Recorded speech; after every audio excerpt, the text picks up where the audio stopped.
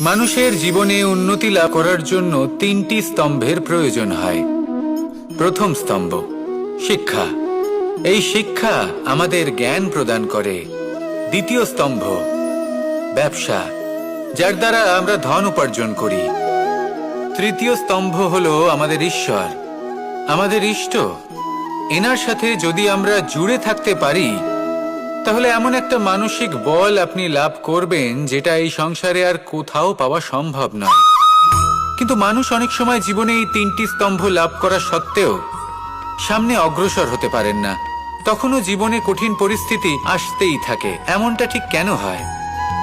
কারণ সে জীবনে এই তিনটি স্তম্ভ লাভ করে নেয়, জীবনে প্রয়োগও করে, কিন্তু তার ভিতের কথা সে ভুলেই যায়। যেমন প্রথম স্তম্ভ অর্থাৎ শিক্ষা। এই শিক্ষার আধার হলো শুভ চেতনা। যদি অন্তরে শুভ চেতনা না থাকে, তাহলে এই শিক্ষার কোনো গুরুত্ব থাকে না। দ্বিতীয় স্তম্ভ ব্যবসা। পরিশ্রম করে উপার্জন করতে হবে, এই কথাটা আমরা সবাই জানি এবং সবাই চেষ্টাও করি। কিন্তু ব্যবসা করতে করতে আমরা এটা ভুলে যাই আমাদের ব্যবহার কেমন হয়ে পড়েছে। এই ব্যবহার যদি শুভ হয়, তাহলে আমাদের উপার্জন আস্তে আস্তে একটা স্থির জায়গায় এসে পৌঁছবে। এবং তৃতীয় স্তম্ভ আমাদের ভগবান।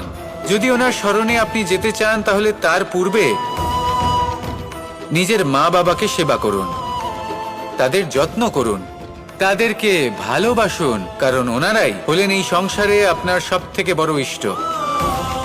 তাহলে তিন স্তম্ভের সাথে সাথে তাদের আধারকেও নিজের জীবনে প্রাধান্য দিন। কোনো সমস্যা আসবে না, জীবনে একের পর এক উন্নতি করবেন এবং এই মন প্রসন্ন হয়ে বলবে রাধা রাধা।